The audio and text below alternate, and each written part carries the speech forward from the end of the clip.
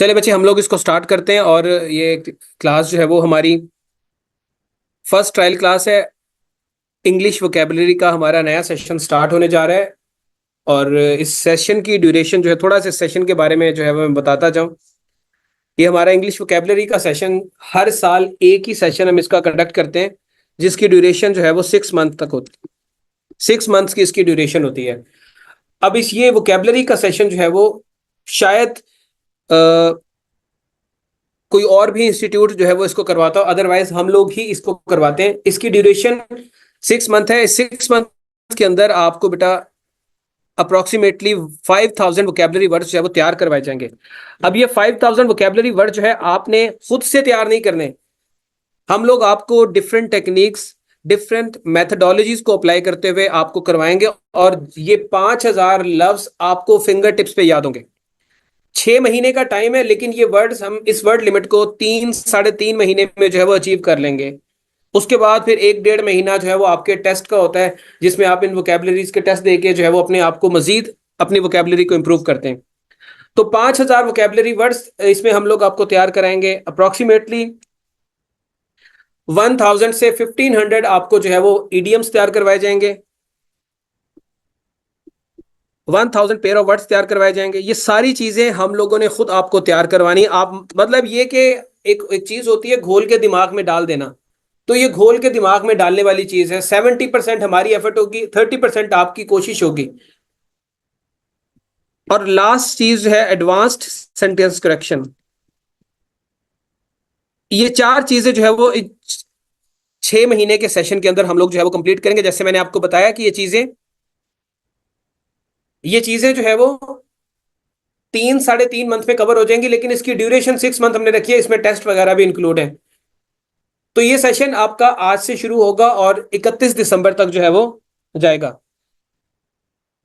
अब वोकेबलरी, इसकी इंपॉर्टेंस क्या है, या इस सेशन की इंपॉर्टेंस क्या है बच्चे? इंग्लिश प्रेसी के पेपर में जो सीएसएस के एस्पायरेंट्स हैं, इवन पीएमएस में भी 5 नंबर का वोकेबलरी का सवाल आता है, लेकिन सीएसएस के अंदर आपका 20 मार्क्स का जो है वो सवाल वोकेबलरी का आता है। और अनफॉर्चुनेटली बहुत सारे बच्चे इस सवाल के अंदर कुछ ज्यादा अच्छा परफॉर्म नहीं कर पाते। जिस साल आसान वर्ड्स आ जाए उस साल तो सबकी चांदी हो जाती है, लेकिन जिस साल डिफिकल्ट वर्ड्स आ जाए, डिफिकल्ट का मतलब वो वर्ड जो नॉर्मली स्टूडेंट याद करने के आदी नहीं है, तो उस साल स्टूडेंट जो है वो इस एरिया में बहुत कम स्कोर लेते हैं। और इसी एरिया में कम स्कोर लेने की वजह से, यानी कि 20 नंबर का बड़ा इंपॉर्टेंट सवाल है, अगर इस एरिया में आपके नंबर कम आते हैं तो इसका इंपैक्ट आपके ओवरऑल पेपर पे जाता है और बाज़ औक़ात बच्चे फेल हो जाते हैं। लेकिन अगर आपका ये वाला क्वेश्चन अच्छे तरीके से अटेम्प्ट हो जाए, आप 20 में से 10-12 नंबर भी निकाल लेते हैं, तो आप शायद अपने पेपर को सिक्योर कर सकते हैं। साथ 1,500 ईडियम्स, 1,000 पेयर ऑफ वर्ड्स और सेंटेंस करेक्शन भी अगर आपकी इसमें ऐड हो जाए तो फिर और भी जो है वो आपके लिए आसानी हो जाती है। तो ये सेशन आपको इसी पर्सपेक्टिव में जो है वो तैयार करवाया जाएगा। इसके अंदर आगे जाकर शायद हम 1 महीने के लिए आपको फ्री में जो है वो कुछ डिफरेंट ऑप्शनल सब्जेक्ट्स और कंपलसरी सब्जेक्ट्स के एमसीक्यूज की भी तैयारी करवाएं। क्योंकि आप लोगों को ये भी पता है कि सीएसएस में इंग्लिश ऐसे का पेपर निकाल दिया जाए तो उसके अलावा बाकी 220 नंबर के आपके एमसीक्यूज हैं।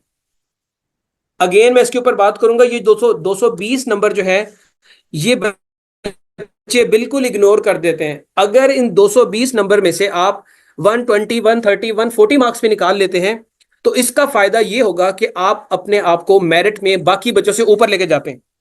बच्चे एमसीक्यूज तैयार करते हैं, लेकिन उस इंटेंशन से तैयार नहीं करते जिस इंटेंशन से वो इंग्लिश ऐसे तैयार करते हैं, या इंग्लिश प्रेसी, या कोई और ऑप्शनल करंट अफेयर्स, कंपलसरी में पाकिस्तान अफेयर्स, या कोई ऑप्शनल तैयार करते हैं। ये 220 नंबर इग्नोर्ड नंबर्स होते हैं। और अगर इन 220 नंबर पे आप काम करें तो आप, अगर रिटर्न जो थे सब्जेक्टिव पार्ट है आपका, वो आपका वीक भी जा रहा है थोड़ा सा, तो ये कंपनसेट कर देते हैं। 220 नंबर आपके 1200 में से वैल्यू रखते हैं। तो ये 220 नंबर भी आपको जो है वो इस सेशन के अंदर किसी ना किसी तरीके से हेल्प करेंगे। हम 1 मंथ की स्लॉट रखेंगे जिसमें आपको ये 220 मार्क्स के डिफरेंट ऑप्शनल्स और कंपलसरीज के जो एमसीक्यूज हैं वो भी रिवाइज करवा दें। मोस्ट इंपॉर्टेंट एमसीक्यूज जो रिपीट होते हैं या जो ट्रेडिशनल ट्रेंड में चल रहे हैं। और अभी ये सेशन अभी के हिसाब से ये वोकेबलरी का सेशन है जिसमें आपको 5000 वोकेबलरी वर्ड्स जो है तैयार करवाए जाएंगे। हम स्टार्ट वोकेबलरी से करेंगे। 15 दिन के बाद जब आपकी वोकेबलरी पे ग्रिप बनना शुरू हो जाएगी उसके बाद फिर हम इसमें ईडियम्स को भी ऐड करना शुरू कर देंगे और पेयर ऑफ वर्ड्स को भी ऐड करना शुरू कर देंगे। इसकी फीस बचे मैंने आपको जैसे ऐड में भी मेंशन किया था कि इसकी टोटल फीस 6000 रुपीज है। बेटा 6000 रुपीज, ऐसे ऐसे लोग भी हैं जो 15 दिन, 10 दिन, 20 दिन, महीने के सेशन के 15-15 हजार चार्ज कर रहे होते हैं और उसमें कोई वोकेबलरी नहीं होती, बिल्कुल बेसिक इंग्लिश होती है। 6 महीने की फीस 6000 रुपया है जो आपने 3 मंथ में पे करनी है और 3 मंथ आपके बिल्कुल फ्री कंसिडर होंगे। तो मेरे ख्याल में ये एक कुछ ज्यादा बड़ी इन्वेस्टमेंट नहीं है अगर इससे आपका जो है वो एक बड़ा पोर्शन कवर हो जाता है। इसमें 20 नंबर के ईडियम्स कवर हो रहे हैं, 10 नंबर के 20 नंबर की वोकेबलरी, 10 नंबर के ईडियम्स, 10 नंबर के आपके पेयर ऑफ वर्ड, 10 नंबर की सेंटेंस करेक्शन। तो 30-35 नंबर का पोर्शन जो है वो आपका यहां पर कवर हो रहा है। और यही वो एरिया है जिसको इस्तेमाल करके आप जो है वो या जिसके ऊपर अच्छे से तैयारी करके आप अपने पेपर को सिक्योर कर लेते हैं। अब ये वोकेबलरी का सेशन सिर्फ आपको वोकेबलरी के सवाल में हेल्प नहीं करेगा बल्कि ये इंग्लिश प्रेसी का जो सवाल है और रीडिंग कॉम्प्रीहेंशन का सवाल है वहां पर भी आपको हेल्प करेगा। मैं आपको एग्जांपल के तौर पे 2020 का इंग्लिश प्रेसी का पेपर जो है वो रिकॉल करवाता हूं, आप लोग जाके उसको चेक करिएगा। 2020 का जो पेपर है उसके अंदर जो पैराग्राफ दिया गया था वो पैराग्राफ सिर्फ वही बच्चा कर सकता था जिसने इंग्लिश वोकेबलरी तैयार की और अच्छे से तैयार की हुई है। अगर आपने इंग्लिश वोकेबलरी नहीं तैयार की हुई आप उस पैराग्राफ को नहीं समझ सकेंगे। आप एक्सपेरिमेंट के लिए उसको जाके पढ़ लीजिएगा। 2020 का जो सीएसएस का एग्जाम हुआ था इंग्लिश प्रेसी का जो पैराग्राफ था वो सिर्फ वही बच्चा अटेम्प्ट कर सकता था या अच्छे से वही बच्चा अटेम्प्ट कर सकता था जो कि इंग्लिश वोकेबलरी को अच्छे से तैयार करके गया। यहां पर बच्चे आपको कोई भी जब हम लोग वोकेबलरी के सेशन को लेकर चलेंगे तो इसमें कोई ऐसी अप्रोच नहीं होगी कि आपको जो है वो कहा जाएगा कि ये जी 800 वर्ड्स हैं, ये पकड़ लें, इनका प्रिंट निकाल लें और इनकी तैयारी हो जाए। नहीं, हम लोग मुख्तलिफ सोर्सेज का इस्तेमाल करेंगे।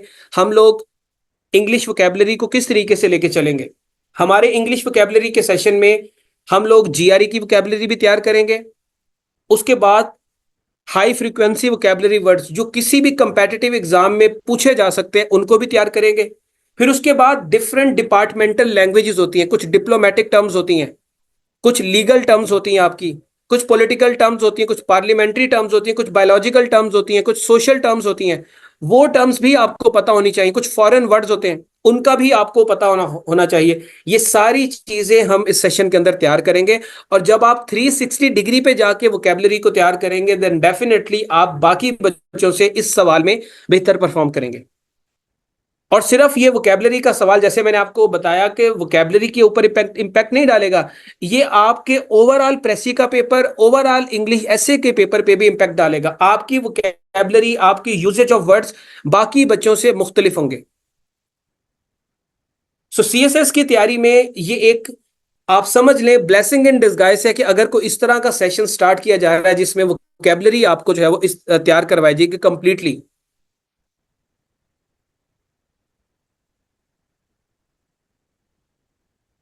आप लोगों को आवाज क्लियर आ रही है बच्चे? किसी किस्म की डिस्टॉर्शन आप जरा मैसेज में भी बता दें।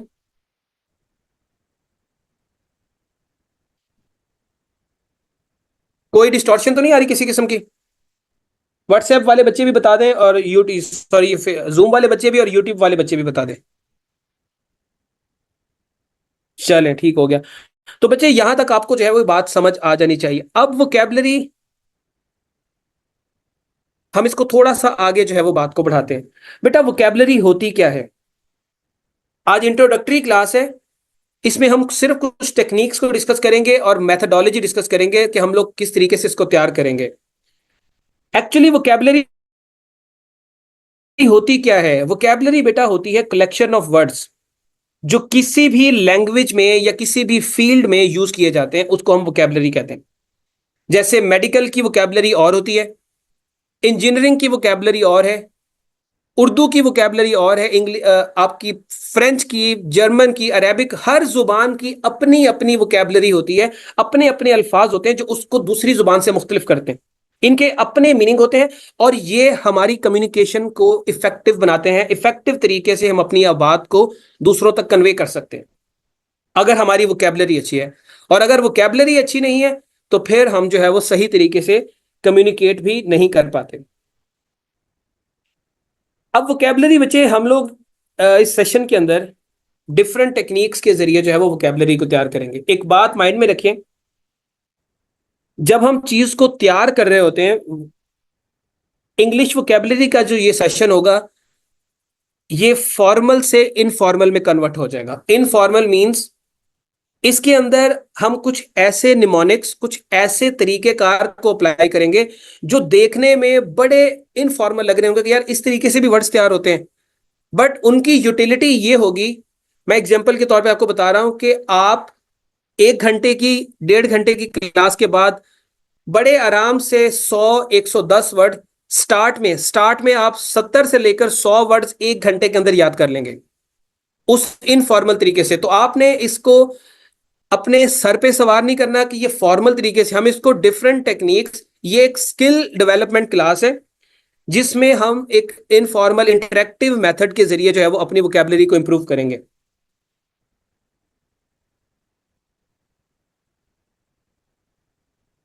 ठीक है, अब मैं जरा आपके साथ वोकेबलरी की बता देता हूं कि हम कौन कौन सी टेक्निक्स को यूज करेंगे।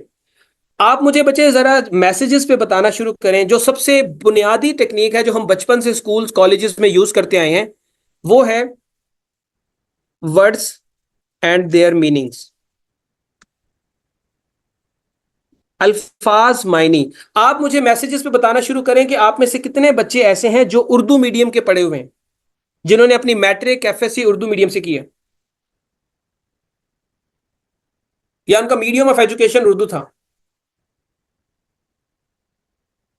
शाबाश बच्चे, मैसेजेस पे बताना शुरू करें, आप कमेंट्स में बताना शुरू करें।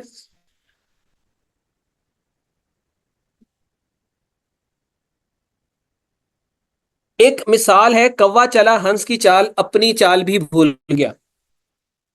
हम लोग सारी जिंदगी वोकेबलरी कैसे तैयार करते रहे हैं? जब मिस्टर चिप्स पढ़ते होते थे तो हम लोग वोकेबलरी ऐसे तैयार नहीं करते थे। इंग्लिश टू इंग्लिश सिनोनिम्स तैयार कर लिए, इंग्लिश टू इंग्लिश एंटोनिम्स तैयार कर लिए। हम क्या करते थे, हम एक वर्ड लिखते थे लाइक वेस्पिश। वेस्पिश का मतलब हम कैसे तैयार करते थे? चिड़चिड़ा। ठीक है, हम इसका वर्ड चिड़चिड़ा तैयार करते थे।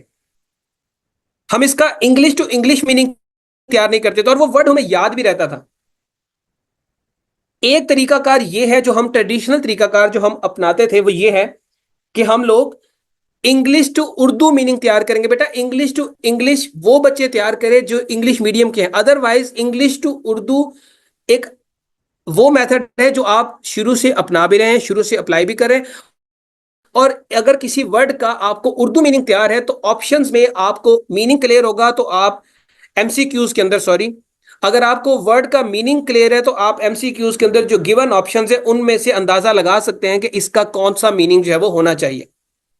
आप इंग्लिश टू इंग्लिश में जाने के बजाय, किसी वर्ड का सिनोनिम या एंटोनिम्स की तरफ जाने के बजाय, आप उस वर्ड का सिर्फ उर्दू मीनिंग तैयार करें और थोड़ा थोड़ा करके तैयार करें। 10 10 वर्ड्स, 15 15 वर्ड्स, बस इनका मीनिंग तैयार करना शुरू कर दें।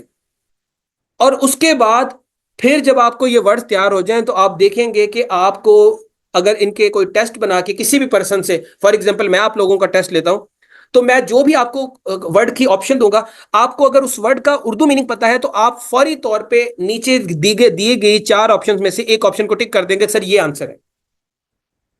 आपको इंग्लिश रिकॉल नहीं करनी पड़ेगी, और ये ज्यादा आसान तरीकाकार है। हम क्यों उस मेथड की तरफ जाते हैं जो हमारी नेचर को सूट नहीं करता, जो हमारे लिए थोड़ा सा मुश्किल है? अगर आप कंफर्टेबल हैं इंग्लिश टू इंग्लिश सिनोनिम्स के साथ, एंटोनिम्स के साथ, वेल एंड गुड, आप अपने कंफर्ट जोन से ना निकलें। लेकिन अगर आपके लिए वो भी तरीका, वो भी तरीका एक नॉर्मल है, और वोकेबलरी को इंग्लिश टू उर्दू तैयार करना भी आपके लिए एक ही बात है, तो फिर उस तरीके की तरफ जाएं जो ज्यादा आसान है और ज्यादा पायदार है, ज्यादा देर तक आपके जो है वो माइंड में रहेगा। ठीक है, तो एक तरीकाकार ये होगा कि हम लोग कुछ अल्फाज वर्ड्स मीनिंग के थ्रू तैयार करेंगे। आपको मैं उनके उर्दू मीनिंग्स बताऊंगा, लेकिन उस उर्दू मीनिंग को इस तरीके से बताया जाएगा वर्ड के साथ रिलेट करके कि वो फौरी तौर पे आपके माइंड में याद हो जाएगा। फॉर एग्जाम्पल, हम एक तरीका यूज करेंगे निमोनिक का। निमोनिक का, ठीक है। निमोनिक्स बच्चे एक मेथड होता है, सिर्फ एक मिनट रुक जाएं। निमोनिक का निमोनिक लफ्ज तो सुना है ना आप लोगों ने?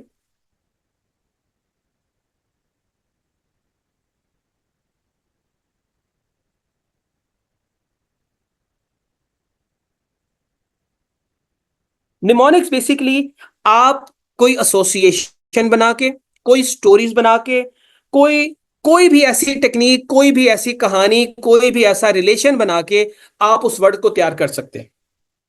फॉर एग्जाम्पल, ये जो वास्प होता है, वास्प एक इंसेक्ट है जो बाइट करता है और चिड़चिड़ी नेचर का होता है। ठीक है, वास्प क्या होता है? एक ऐसा इंसेक्ट है जो बाइट करता है और चिड़चिड़ी नेचर का होता है। तो जिस पर्सन की नेचर वेस्पिश होगी, तो वो क्या होगा? वो प्यार मोहब्बत करने वाला होगा, वो भी आपका झगड़ालू होगा, लड़ाई झगड़ा करने वाला होगा, चिड़चिड़ा पर्सन होगा। इसी तरह एक और लफ्ज है कंटेंक्रस। इसका मतलब पता है आपको क्या होता है? कैंटेंक्रस का मतलब क्या है? कंटेंक्रस का मतलब होता है झगड़ालू, लड़ाका पर्सन, चिड़चिड़ा पर्सन। अब इसको याद कैसे करना है? यहां पे अगर आप देखें, ये लिखा हुआ है टैंक। टैंक क्या करता है बेटा? टैंक अपने नोजल से, अपने बैरल से गोलाबारी करता है। और जिसके मुंह से गोलाबारी हो, जिसके मुंह से गोलियां निकले, अंगारे निकले, वो पर्सन प्यार करने वाला हो सकता है या चिड़चिड़ा होगा? उस पर्सन की नेचर क्या होगी? वो पर्सन चिड़चिड़ी नेचर का पर्सन होगा। तो ऐसे पर्सन को हम बोलेंगे कंटेंकरस पर्सन। ये चिड़चिड़ा पर्सन है। ये बात समझ आ रही बच्चे? इसी तरह एक और लफ्ज है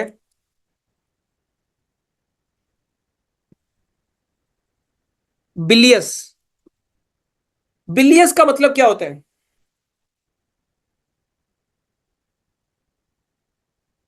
बिलियस का मतलब क्या होता है? बिलियस का मतलब भी झगड़ालू होता है, चिड़चिड़ा होता है। अब इसको याद कैसे करना है? बिल्ली, जो कैट होती है, निमोनिक्स हम बना रहे हैं। कैट की नेचर क्या होती है? कैट चिड़चिड़े मिजाज की होती है, थोड़ी सी चिड़चिड़ापन उसकी पर्सनैलिटी में होता है। तो हम कह सकते हैं कि बिलियस का मतलब हो गया चिड़चिड़ा। ये बात याद होगी। अब बच्चे मुझे आप अपने ट्रू आपने फीडबैक देना है। इन तीन लफ्जों का मतलब आपको याद हो गया? ये जो तीन लफ्ज मैंने अभी आपके सामने एक्सप्लेन किए हैं या जिनको बताने की कोशिश की है, जिस जिसको याद होगा प्लीज मैसेजेस में और कमेंट्स में बताना शुरू करें।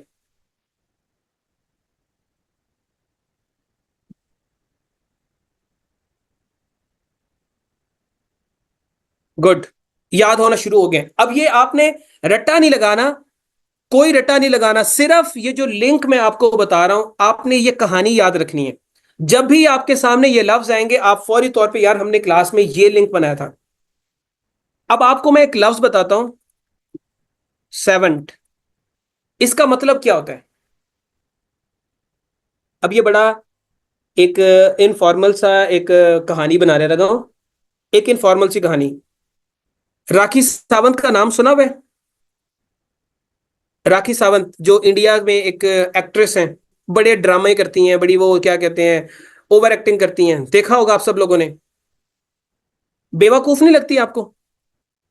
वो थोड़ी सी बेवकूफ नहीं लगती राखी सावंत? अब यहां से इस लफ्ज को याद करने की कोशिश करें। सावंत, सावंत का मतलब होता है, वो जो इंडिया वाली राखी सावंत है वो बेवकूफ है, लेकिन इस सावंत का मतलब होता है अक्लमंद, पढ़ा लिखा, आलिम शख्स।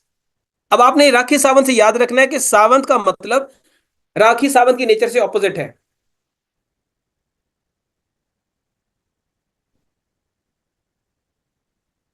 तो इसका मतलब हो गया आलिम। सावंत का मतलब याद हो गया आप लोगों को?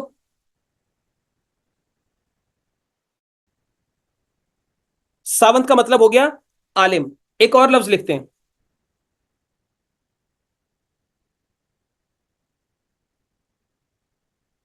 सिर्फ मुझे एक मिनट दें।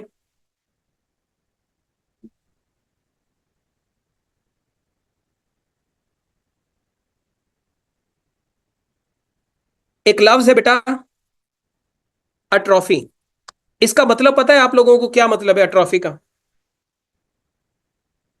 अट्रॉफी का क्या मतलब होता है? अट्रॉफी, इसका मतलब है कमजोर, लागर, वीक, ठीक है, इनकेपेबल, विदरिंग, डिजेनरेट। अब इसको याद कैसे रखना है? ये सोचने वाली बात है ना कि अट्रॉफी को कैसे याद रखें। बता दूं कैसे याद रखना है? ये दोबारा भूलेगा नहीं। मैं बता दूं बच्चे आप लोगों को कि कैसे याद रखना है। चले अभी बता देते हैं इसको कैसे याद रखना है ट्रॉफी को। आप थोड़ी देर के लिए आप ए को भूल जाएं। आप थोड़ी देर के लिए भूल जाएं कि ये ट्रॉफी नहीं है, बल्कि ये क्या लिखा हुआ है? ये लिखा हुआ है ट्रॉफी। मुझे एक बात बताएं, जो टीम ट्रॉफी जीतती है, जो टीम ट्रॉफी जीतती है, वो टीम ताकतवर होती है या कमजोर होती है? वो टीम ताकतवर होती है कमजोर होती है? वो टीम ताकतवर होती है। और इंग्लिश का ये असूल, ये तो आपको पता चल गया ना कि ट्रॉफी ताकतवर टीम जीतती है। अब इंग्लिश में नॉर्मली क्या होता है कि अगर आप किसी वर्ड से पहले ए लगा दें तो उसका मीनिंग चेंज हो जाता है। उसका मीनिंग चेंज हो जाएगा। इसका मतलब यह है ट्रॉफी ताकतवर जीता है, ट्रॉफी लगाया तो इसका मतलब है आप वीक हो गए, कमजोर से स्ट्रॉन्ग से वीक की साइड पे चले गए। तो अट्रॉफी मींस कमजोर, लागर, वीक। कितने वर्ड्स हो गए? एक, दो, तीन, चार, पांच। ये पांच वर्ड्स बचे। जिस जिसको याद हो गए वो मैसेज में बताना शुरू कर दे कि आपको ये पांच वर्ड्स याद हो गए।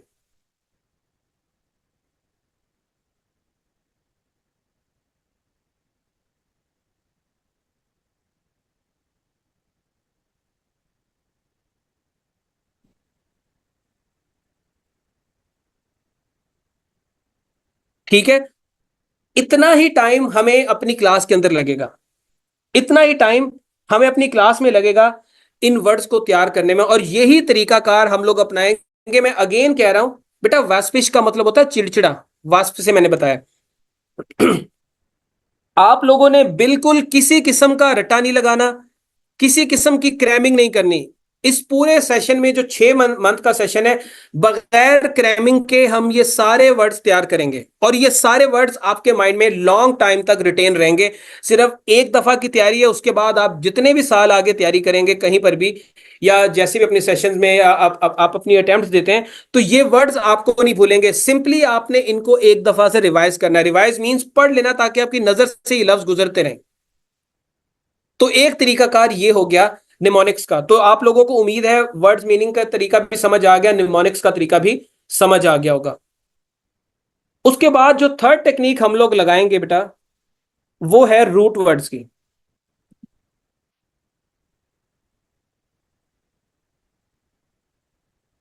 रूट वर्ड्स का तो आपको आइडिया होगा कि क्या होते हैं रूट वर्ड्स।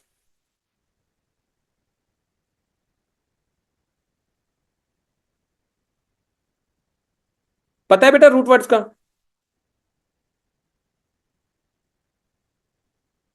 रूट वर्ड्स आपके वर्ड्स के अंदर कुछ ऐसे कंपोनेंट्स होते हैं, कुछ ऐसे फ्रेगमेंट्स होते हैं, जिनके थ्रू हम लोग मीनिंग को गेस करने की कोशिश करते हैं।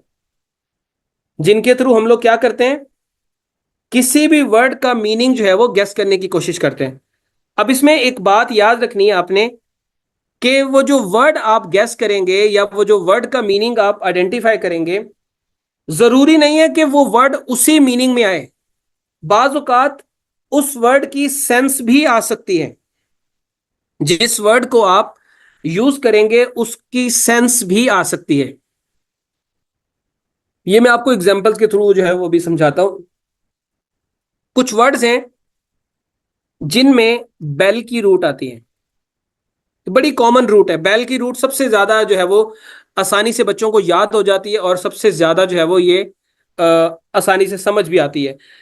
जिस भी वर्ड में बेल की रूट होती है, वहां पर या उसमें उस वर्ड का कहीं ना कहीं मतलब झगड़े से रिलेटेड होता है, वॉर से रिलेटेड होता है, जंग से रिलेटेड होता है, ठीक है, फाइट से रिलेटेड होता है, जिस भी वर्ड में बेल की रूट है।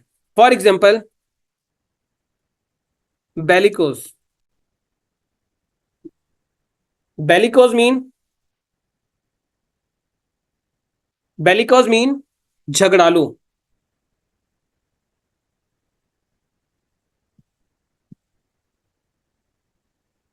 अब इसमें रूट कौन सी है?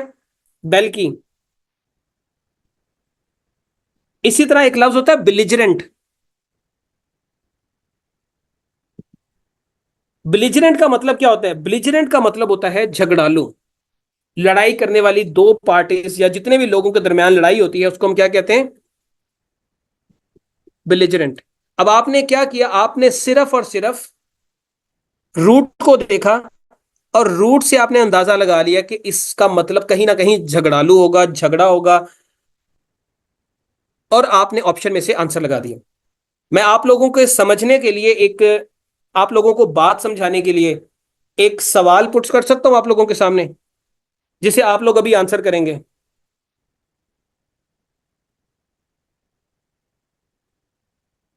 पूछूं आप लोगों से? चले, एक लफ्ज में पूछता हूं, गूगल का इस्तेमाल नहीं करना आप लोगों ने बेटा। गूगल का आप लोग इस्तेमाल नहीं करेंगे, आप लोगों ने सिर्फ अपनी अंडरस्टैंडिंग की बेस पे उसका आंसर करना है। लफ्ज है हमारा बेलिसिज्म। ऑप्शंस में आपको दे रहा हूं, आपने इसका जो है वो आंसर बताना है।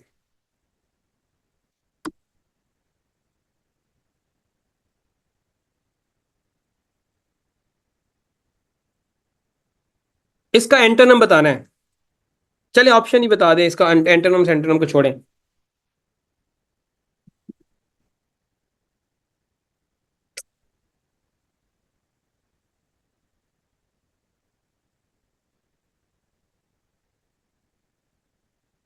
जी, इन दोनों, इन चार ऑप्शंस में से कौन सी ऑप्शन होगी? ए, बी या सी? ये छोड़ दे, ये एंटोनम है सिनोनिम है, सिर्फ ऑप्शन लगाने की, बताने की कोशिश करें कि कौन सी होगी। ऑप्शन ए, बी, सी या डी। ये छोड़ दें कि आपने सिनोनिम बताने हैं या एंटोनम बताने हैं। बेलिसिज्म की ऑप्शन कौन सी होगी?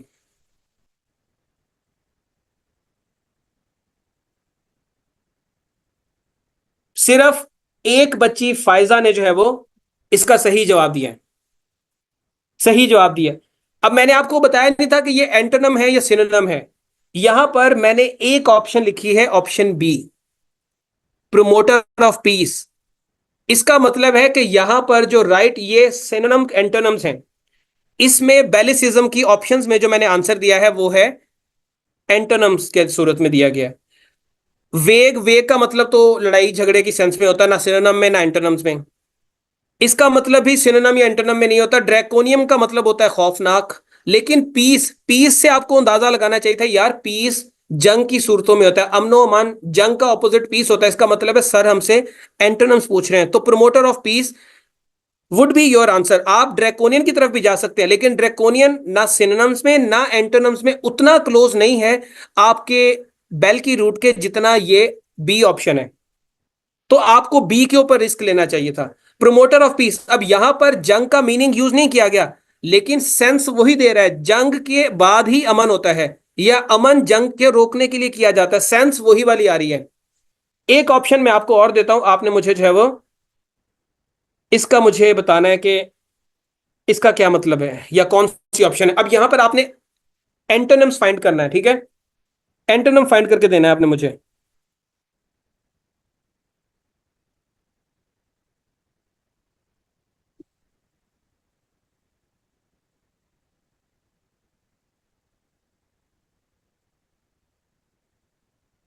सपोज एक वर्ड है रेबेलेशन, इसके ऑप्शंस में देता हूं।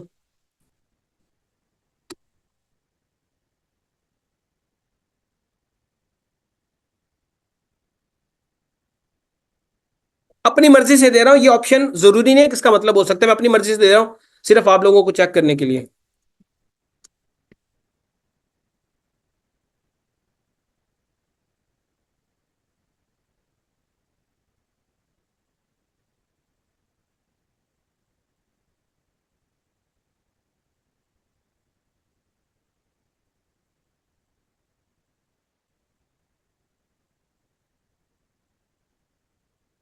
चले ये थोड़ा सा ज्यादा। अब बच्चे इन चारों में से इसका एंटोनिम कौन सा होगा, या इस वर्ड का जो है वो एंटोनिम कौन सा हो सकता है?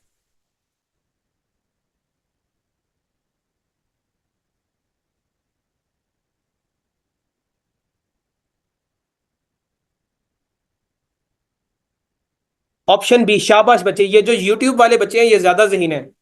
यूट्यूब वाले बच्चे ज्यादा ज़हीन है, जो जूम की क्लास में बैठे हैं ये थोड़े से वीक लग रहे हैं मुझे।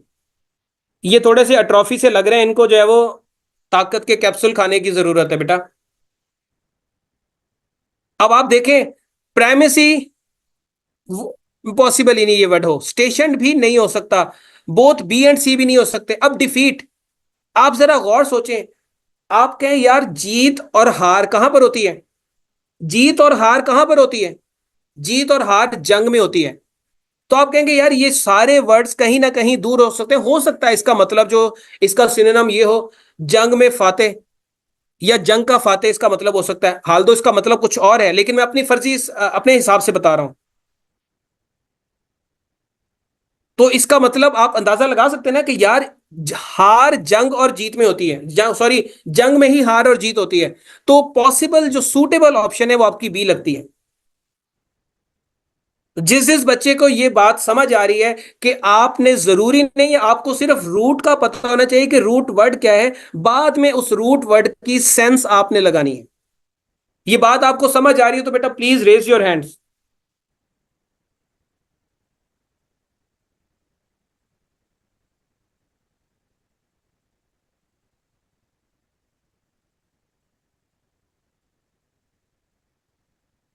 चले एक और ऑप्शन में एक और आपको क्वेश्चन डालता हूं, और आप लोगों ने जो है वो उसका मतलब मुझे बताना है। जिस भी वर्ड में बच्चे एफ आई डी यानी कि फिड की रूट आए, उसका मतलब होता है कहीं ना कहीं ट्रस्ट, यानी कि यकीन, फेथ, यानी कि ये भी आपका यकीन, अकीदा, ट्रस्ट, इसकी सेंस में आता है। यानी कि जिस भी वर्ड में आपका ये लफ्ज आएगा, उसका मतलब क्या होगा, कहीं ना कहीं ट्रस्ट की सेंस में आएगा।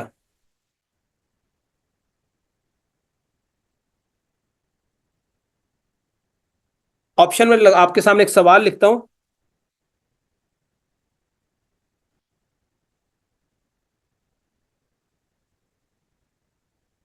फिडिलिटी। फिडिलिटी का मतलब आपको पता ही है, वफादारी को बोलते हैं, ठीक है? किसको बोलते हैं? वफादारी को, लॉयलिटी को बोलते हैं, सिंसेरिटी को बोलते हैं। अब मैं आपने जो दी गई ऑप्शंस हैं इनमें से इसका एंटोनम फाइंड करना है।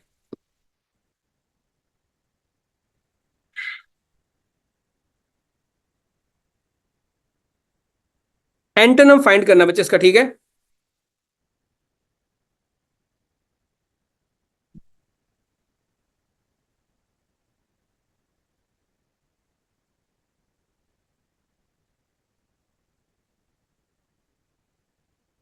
चलें।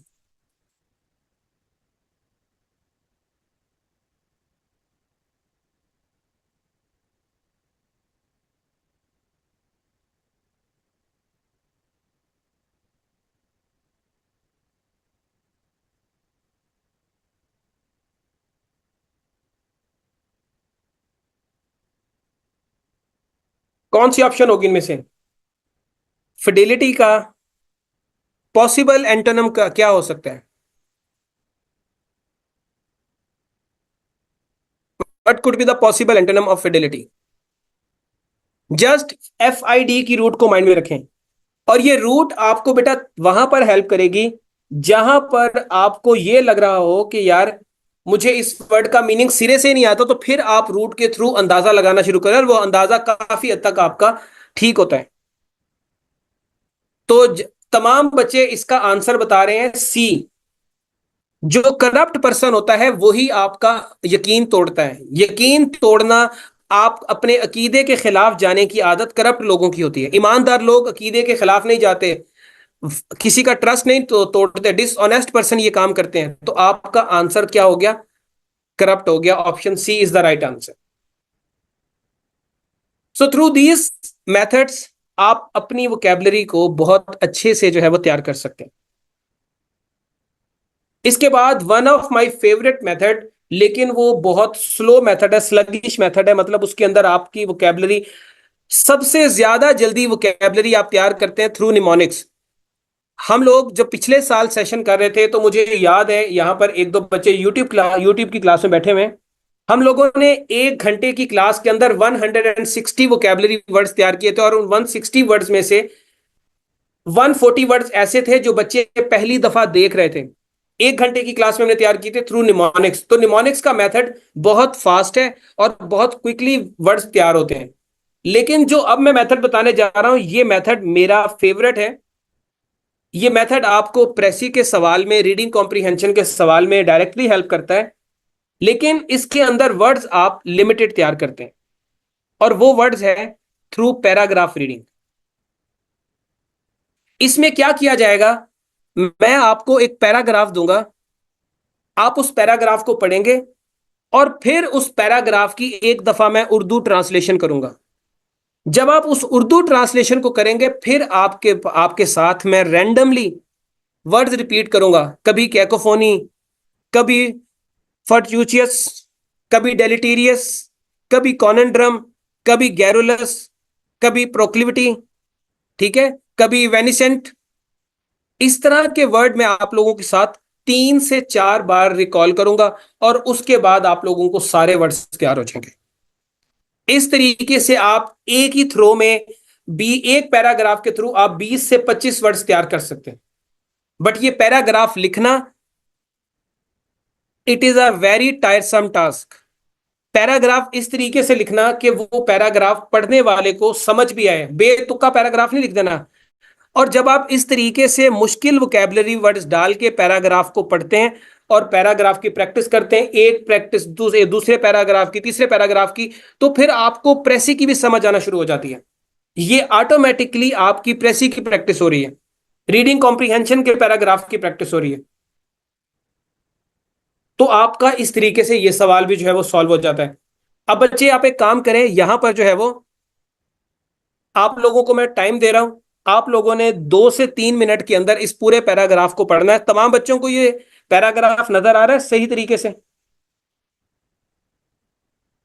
ये पैराग्राफ आपको सही तरीके से नजर आ रहा है बेटा?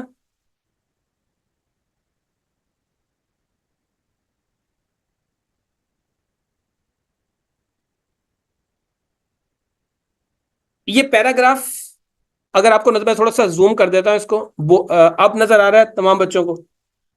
जो यूट्यूब पे बच्चे देख रहे हैं वो भी, और जो जूम क्लास में बैठे हैं, अगर तमाम बच्चों को नजर आ रहा है तो मुझे एकदम मैसेज में बता दें। अब आप लोगों ने क्या करना है, इस पैराग्राफ को 3 से 4 मिनट पढ़ना है, और पढ़ने के बाद मुझे बताना है कि आपको इस पैराग्राफ की समझ आई है या नहीं आई। ठीक है, मैं इसको थोड़ा सा जूम और कर देता हूं यूट्यूब के बच्चों के लिए, ताकि उनको जो है वो नजर आना शुरू हो जाए।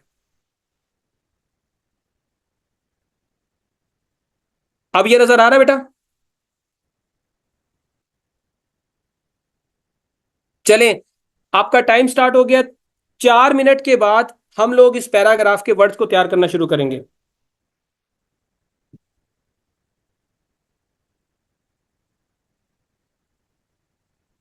जब आप पैराग्राफ को पढ़ लें तो आपने डन का मैसेज करना है कि सर हमने पढ़ लिया पैराग्राफ।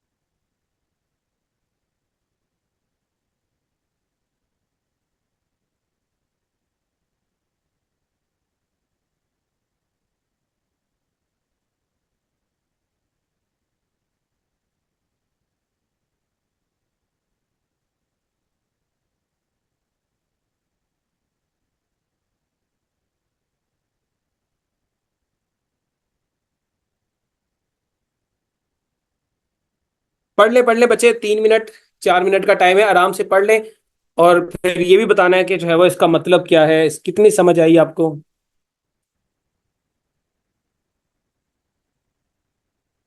शाबाश बच्चे, पार्टिसिपेट करें, बोर ना हो क्लास से, क्लास छोड़ के ना जाएं। ये मैं देख रहा हूँ कि कुछ बच्चे चाहते हैं कि यहाँ पे मैं जो है वो स्टार प्लस के ड्रामे चला दूं तो उनको पढ़ाई में मजा आएगा, पढ़ाई की बातें करो तो बच्चे भागना शुरू हो जाते हैं।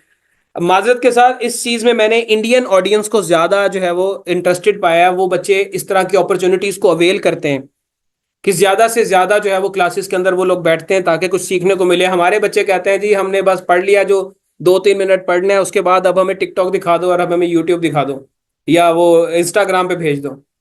इवन कल मैंने एक ग्रुप के अंदर क्लास एक्टिविटी कराई है, उस क्लास एक्टिविटी का बच्चों ने इतना गुस्सा किया, 2-3 लड़कियां ग्रुप छोड़ गई कि हमने तो कहा था कि यहाँ पर जो है एंटरटेनमेंट होगा, यहाँ तो पढ़ाई की बातें शुरू हो गई हैं। तो पढ़ाई से भी थोड़ा सा लगाव रखें, अदरवाइज मसले मसाइल हो जाएंगे। चले बच्चे, जिस अगर आप लोगों ने पढ़ लिया तो प्लीज डन का मैसेज करें और उसके बाद मैं इसको स्टार्ट करता हूं।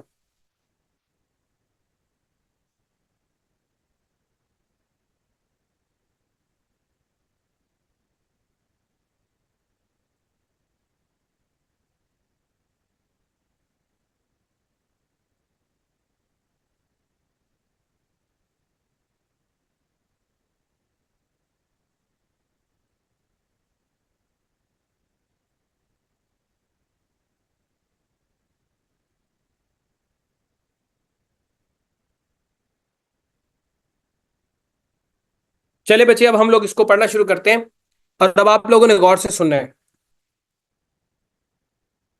लास्ट नाइट, पिछली रात, I experienced a cacophony of sounds, मैंने कुछ भद्दी आवाजें, बुरी आवाजें जो कानों को बुरी लगती हैं, कुछ शोर शराबा महसूस किया। That caused an aberration in my sleep, जिसने मेरी नींद खराब कर दी। या अबेरेशन का मतलब होता है गुमराह कर देना, सीधे रास्ते से हटा देना, या किसी चीज में गलती पैदा करना या किसी चीज की गलती करना। This deleterious noise was fortuitous and exacerbated my already lugubrious mood. इस तबाहकुन शोर ने, जो कि इत्तफाकिया तौर पे, जिसने इत्तफाकिया तौर पे मेरा जो उदास मूड था उसमें मजीद इजाफा कर दिया। एग्जैसरबेट का मतलब होता है उसको बढ़ा देना, उसमें शिद्दत पैदा कर दी। मतलब मेरा मूड पहले ही खराब था, ये जो इत्तफाकिया तौर पे एक शोर शराबा हुआ जो कि काबिल नफरत शोर शराबा था या नुकसानदेह शोर शराबा था, इसने मेरा मूड मजीद उदास कर दिया, लुगुब्रियस कर दिया, गमगीन कर दिया। As I try to understand the common drum of its source, जैसे ही मैंने इसके सोर्स को या इसके सोर्स की पहेली को समझने की कोशिश की। कॉनन ड्रम का मतलब होता है पहेली। I felt enervated and obfuscated by the circumlocution of my thoughts. अब इसमें क्या होता है, मैंने अपने आप को कमजोर महसूस किया और खोया हुआ पाया अपनी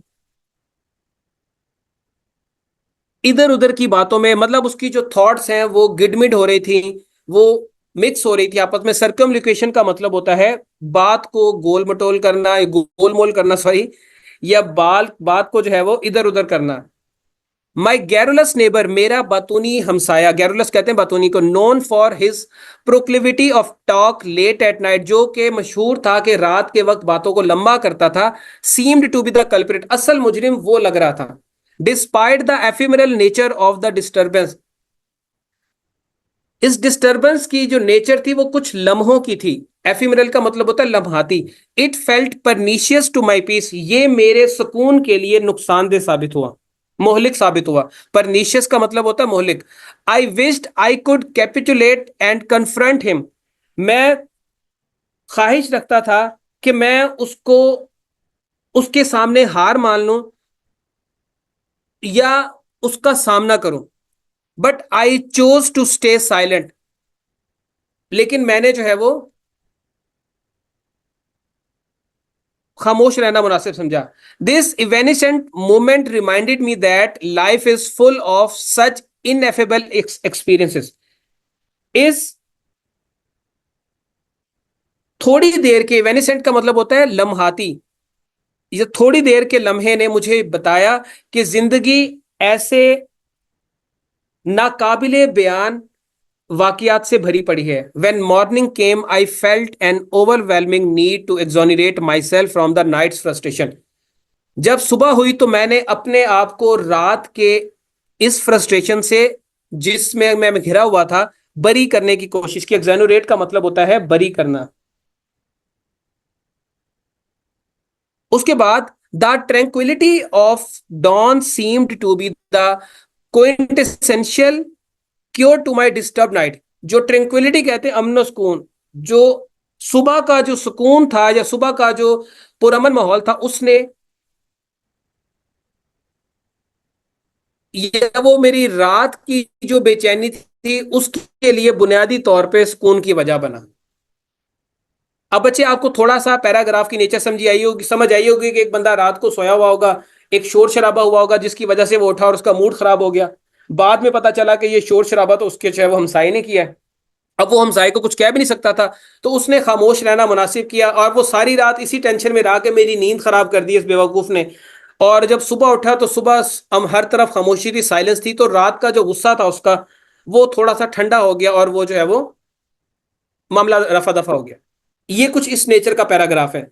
अब यहां पे हम वर्ड देखते हैं. पहले लाइन में वर्ड है कैकोफोनी. कैकोफोनी का मतलब मैंने आपको बताया था भद्दी आवाज. क्या मतलब है? भद्दी आवाज. फोनी आवाज को जो है वो रिप्रेजेंट करता है. तो कैकोफोनी भद्दी भद्दी आवाज को, बुरी आवाज को बोलते हैं. अबेरेशन का मतलब होता है गुमराही. आप इसको थोड़ी देर के लिए यूं समझ ले, बेयर रन. एक जो रीछ है जब वो शहर में दाखिल हो जाता है तो वो इधर उधर भागता है, गुमराह हो जाता है, उसे समझ नहीं आती कि मैं कहां से निकलूं. तो अबेरेशन गुमराही को बोलते हैं. डेलिटेरियस का मतलब होता है नुकसानदेह. कोई चीज नुकसानदेह हो. अगर किसी चीज को आप डिलीट कर देते हैं और वो चीज आपके लिए इंपॉर्टेंट है तो कुछ ना कुछ नुकसान आपका हो जाता है, वो काम नुकसानदेह साबित होता है. एग्जैजरबेटेड. फॉर्चुअस का मतलब होता है इत्तफाकिया. फॉर्चुअस का मतलब होता है इत्तफाकिया. ये फॉर्चून से निकला है, या आप इसको समझ लें जैसे किस्मत भी आपकी खराब हो, कहते नहीं किस्मत से मेरी किस्मत खराब थी तो ऐसे हो गया. तो फॉर्चुअस का मतलब क्या होगा? इत्तफाकिया तौर पे, इत्तफाकी तौर पे. एग्जैजरबेट का मतलब होता है बात को बढ़ाना या किसी चीज की शिद्दत में इजाफा करना. लुगुब्रियस का मतलब होता है उदास. ठीक है. उसके बाद कॉनंड्रम का मतलब मैंने आपको बताया था पहेली. इनरवेट का मतलब होता है कमजोर. ऑब्फस्केट का मतलब होता है किसी चीज को या किसी चीज से ला इल्म होना या उसका ना पता होना या किसी चीज का छुपा हुआ होना. सर्कमलोक्वेशन का मतलब होता है बात को लंबा करना. ये आप याद करें, एलओसी की रूट जिस भी वर्ड में होती है उसका मतलब होता है बातचीत करना. ठीक है, बातचीत करना. और जब आप किसी चीज को, किसी बात को सर्कल में करते हैं तो इसका मतलब है आप उसे गोल मोल कर रहे हैं, उस बात को घुमा रहे हैं, उस बात को आप जानबूझ के उसकी जो है वो नेचर खराब करने की कोशिश कर रहे हैं. तो इसका मतलब हो गया बात को तवील करना. गैरुलस कहते हैं बातूनी को. ठीक है, गैरुलस किसको बोलते हैं? बातूनी को. अब इसको आप लोगों ने स्टीरियोटाइप नहीं कहना, लेकिन ज्यादातर बातें लड़कियां करती हैं या लड़के करते हैं? ज्यादातर बातें, बातें करने का शौक लड़कों को होता है या लड़कियों को होता है? लड़के भी बातें करते हैं लेकिन लड़कियां, हमारी बहनें ज्यादा बातें करती हैं. तो आप इसको गैरुलस को गरिल गर्लियस याद कर लें, गर्लस कर लें, गर्ल लस इस तरह कर लें, जो भी कर लें, लेकिन इसका मतलब बातूनी होगा. गर्ल के साथ इसको लिंक कर दें. प्रोक्लिविटी का मतलब होता है बात को तवील करना, लंबा करना. ठीक है,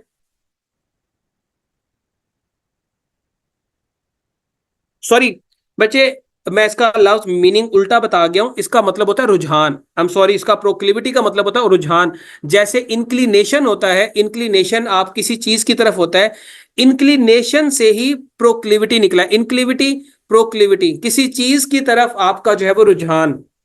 प्रो जब आप किसी के साथ लगाते हैं तो आप नॉर्मली, जैसे कहते हैं अफगानिस्तान की गवर्नमेंट प्रो इंडिया है, या प्रो अमेरिका है, या प्रो इसराइल है, या प्रो फ्रांस है, या प्रो जो है वो रशिया है। इसी तरह प्रो का लगाने का मतलब है कि कोई चीज पॉजिटिव है, और क्लिविटी शो करती है रुझान को, तो हम कह सकते हैं प्रोक्लिविटी, किसी चीज की तरफ रुझान हो गया।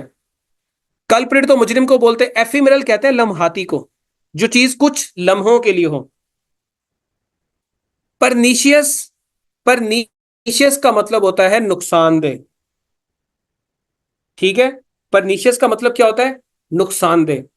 अब इसका क्या निमोनिक बनाए आप लोग बच्चे? परनीशियस का निमोनिक बताएं, क्या बनाना चाहिए निमोनिक इसका?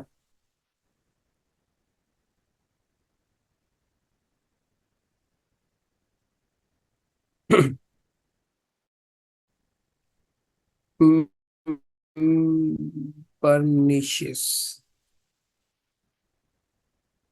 अच्छा बच्चे, एक लफ्ज होता है ऑब्नोक्शियस। वैसे जिन लफ्जों के आखिर में ज्यादातर शियस आता है ना, वो वर्ड नुकसानदेह की सेंस में आते हैं, जैसे ऑबनॉक्शियस हो गया, परनीशियस हो गया, नॉक्शियस हो गया। ऑबनॉक्शियस, नॉक्शियस, परनीशियस, जिनके लफ्ज के आखिर में शियस आता है, ज्यादातर उनका मतलब, ठीक है।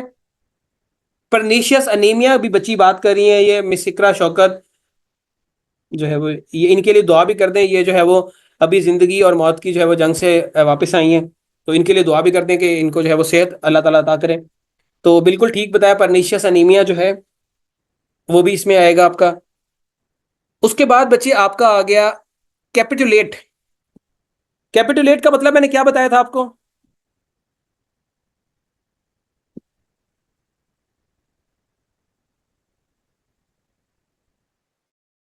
कैपिटुलेट का मतलब होता है किसी के हवाले कर देना, या किसी के अतात को कबूल कर लेना, या किसी के सामने हथियार डाल देना, ठीक है, या किसी से हार मान लेना।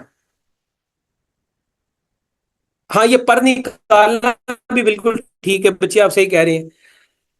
कन्फ्रंट का मतलब होता है किसी का सामना करना। उसके बाद इवेनिसेंट, इवेनिसेंट का मतलब भी लम्हाती होता है, मोमेंट्री होता है। उसके बाद इनएफेबल। इनएफेबल का मतलब क्या होता है? इनएफेबल का मतलब होता है नाकाबिले बयान, ठीक है। एफेबल काबिले बयान, जब इसके पीछे इन लग गया तो नाकाबिले बयान हो जाएगा। एक्सोनिरेट का मतलब होता है बरी करना, ठीक है। एक्सोनिरेट का मतलब क्या होता है? बरी करना। जब आप, वो जो हमारे, जिनके साथ हमारे ताल्लुकात मौजूदा टाइम में थे, फिर हमने उनको छोड़ दिया, वो हमारे एक्स हो, की कोई कीमत नहीं रहती, कोई इज्जत नहीं रहती, वो हमारे लिए बेमोल हो जाते, हम उनका कोई भी रेट लगा देते, हम कहते हैं उसका कोई भी रेट लगा दो। तो एक्सोनी रेट, जब हम अपने एक्स का रेट लगाना शुरू कर दें, इसका मतलब है कि हमारे तरफ से वो बरी जिम्मा है, जो मर्जी करे, हमारी तरफ से वो फारिग है। तो बरी करना, एक्सोनी रेट का मतलब होता है बरी करना। ट्रैंक्विलिटी का मतलब होता है सुकून। डॉन का मतलब होता है सुबह। और क्विंटेसेंशियल का मतलब क्या होता है?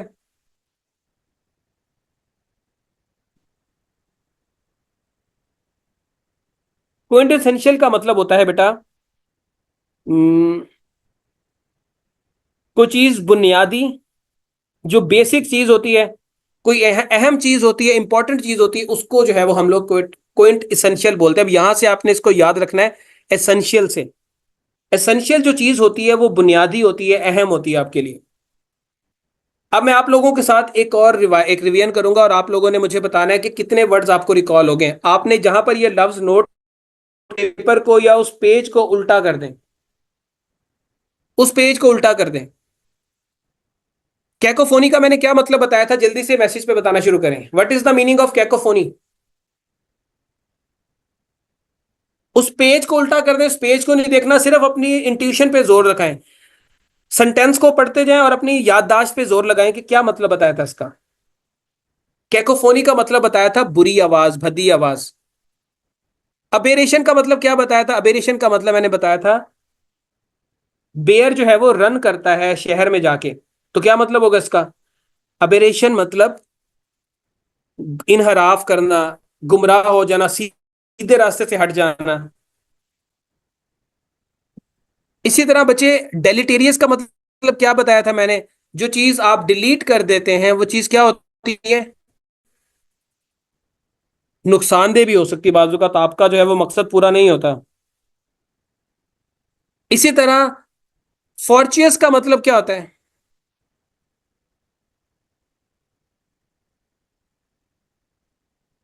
इसका मतलब इत्तफाकिया, किस्मत से, फॉर्चून से याद रखना है। एक्सरबेट, एक्सरबेट बात का बढ़ाना, बात का बढ़ जाना, जब बात बढ़ जाती है तो हम एक्सरबेट इसको कंसीडर करते हैं। कॉनन, इसका क्या मतलब बताया था मैंने? कॉनन ड्रम का मतलब क्या था? पहेली। एनरवेट, जब आपकी एनर्जी वेट करने में, जब आपकी एनर्जी वेट करने में जाया होती है तो फिर आप कमजोर हो जाते हैं। वेट करते करते इंसान कमजोर हो जाता है, उसकी एनर्जी कम हो जाती है। तो इनरवेट का मतलब क्या होता है? कमजोर करना। ऑब्फस्केट, ऑब्फस्केट का मतलब क्या होता है? ऑब्फस्केट का मतलब होता है किसी चीज का इल्म ना होना, ठीक है, या किसी चीज से गाफिल होना, या ला इल्म होना। सरकम लोकेशन का मतलब क्या होता है? एलओसी तो बात करना हो गया, सरकम का मतलब होगा गोल, तो सरकम लोकेशन का मतलब क्या होगा? गोल मोल बात करना, सीधे लफ्जों में बात ना करना, बात को घुमाना। गैरुलस, लड़की की तरह, गैरुलस लड़की की तरह बात करना, तो गैरुलस का मतलब क्या होता है?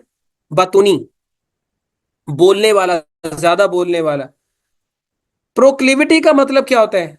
जब आप किसी के प्रो हो या किसी की तरफ प्रो हो तो इसका मतलब है आपका रुझान उसकी तरफ है, आप उसके साथ हैं।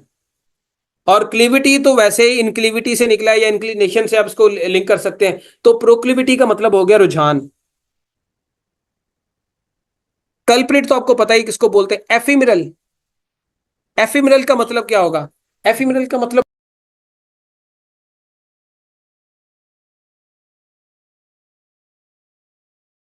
एफिमिरल का मतलब है लम्हाती, मोमेंट्री।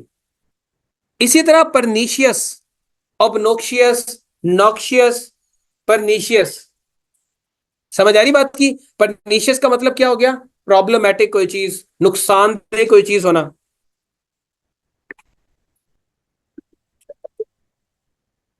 कैपिचुलेट, कैपिचुलेट का मतलब क्या होता है? किसी के आगे हथियार डाल देना, किसी से हार मान जाना, ठीक है। वो कहते हैं ना कि इसको कैपिचुलेट कर दिया गया है,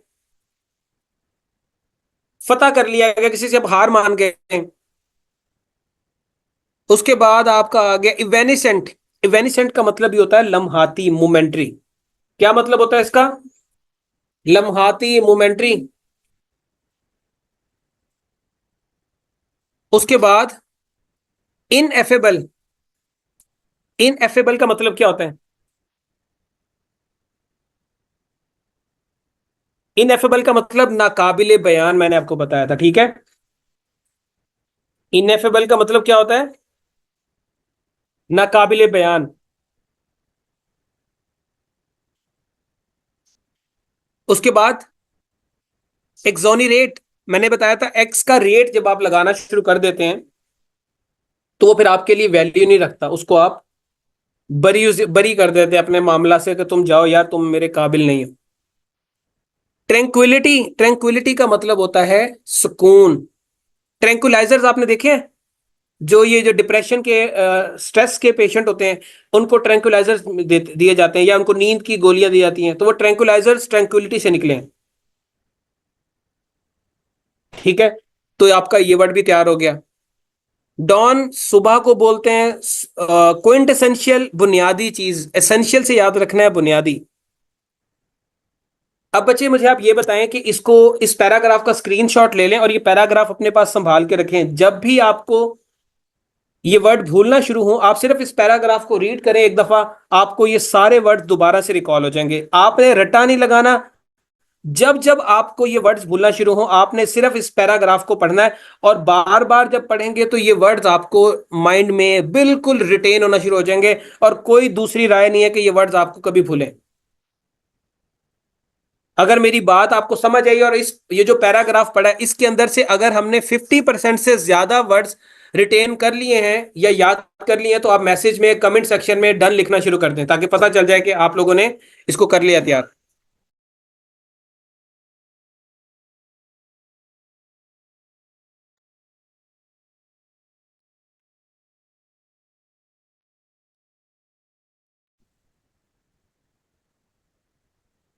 तमाम बच्चे व्हाट्स यूट्यूब पे भी लिखना शुरू कर दें, डन लिखना शुरू कर दें, अगर आपको लगता है कि ये आपको समझ आ गया है। इसका स्क्रीनशॉट भी लेके रख लें आप लोगों ने।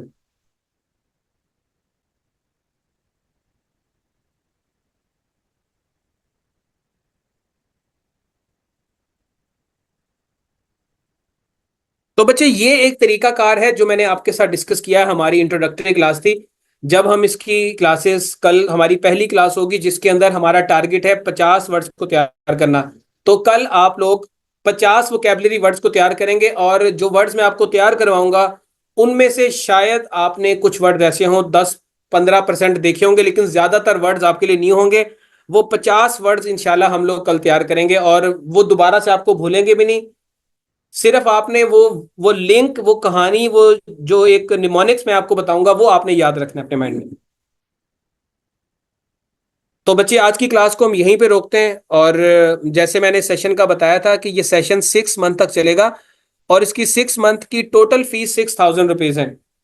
तो अगर कोई भी पर्सन इसको ज्वाइन करना चाहिए, पहली ट्रायल क्लास थी, कल दूसरी ट्रायल क्लास है, तो ये ऊपर नंबर मेंशनड है 033145999096। आप जो है वो अपने आप को इनरोल करवा सकते हैं, रजिस्टर करवा सकते हैं। टोटल फीस 6000 है, पर मंथ नहीं, ओवरऑल 6 महीने की फीस 6000 रुपये। तो बच्चे अब आप लोग अपना ख्याल रखें, और फिर इंशाल्लाह कल आपसे मुलाकात होती है। अल्लाह हाफिज।